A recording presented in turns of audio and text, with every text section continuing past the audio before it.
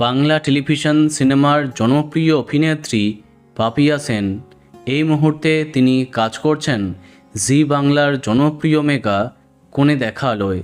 সম্প্রতি অভিনেত্রী জীবনে শোকের কালো ছায়া।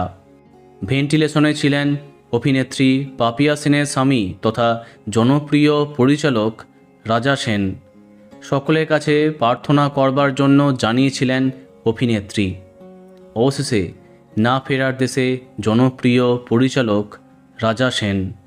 প্রসঙ্গত উল্লেখ্য, এই বছরের প্রথমের দিকে হসপিটালে ভর্তি হতে হয়েছিল তাকে। সেই সময় অপারেশনও হয়েছিল তার। 10 বছর আগে মায়া মৃদঙ্গ ছবির শুটিং চলাকালীন আচমকা পড়ে গিয়ে কোমরে চোট পান পরিচালক। তখন বিষয়টি অবহেলা করায় পরে সেই চোট মারাত্মক আকার ধারণ করে।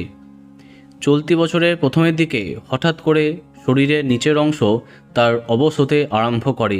সেই সময় দ্রুত তাকে চিকিৎসকের কাছে নিয়ে যাওয়া হয়। ধরা পড়ে গুরুতর স্নায়ুর সমস্যা। কোনো ওষুধের মাধ্যমে সেই সমস্যা ঠিক হবার নয়, তাই অপারেশন করতে হয়।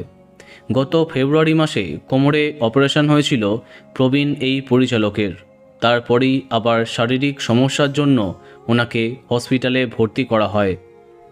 গত 14ই আগস্ট সকালে পরপর দুবার হৃদরোগে আক্রান্ত হয়েছিলেন। এছাড়াও নিউমোনিয়ায় আক্রান্ত হবার জন্য লাং ফেলিওর হয়। অবশেষে সমস্ত চেষ্টা ব্যর্থ করে না ফেরার দেশে অভিনেত্রী পাপিয়া সেনের স্বামী তথা জনপ্রিয় পরিচালক রাজা সেন। বন্ধুরা, ভিডিওটি এইটুকুই। বাংলা বিনোদনের অন্যান্য খবর পেতে সাবস্ক্রাইব কারেন্ট পজ। ধন্যবাদ।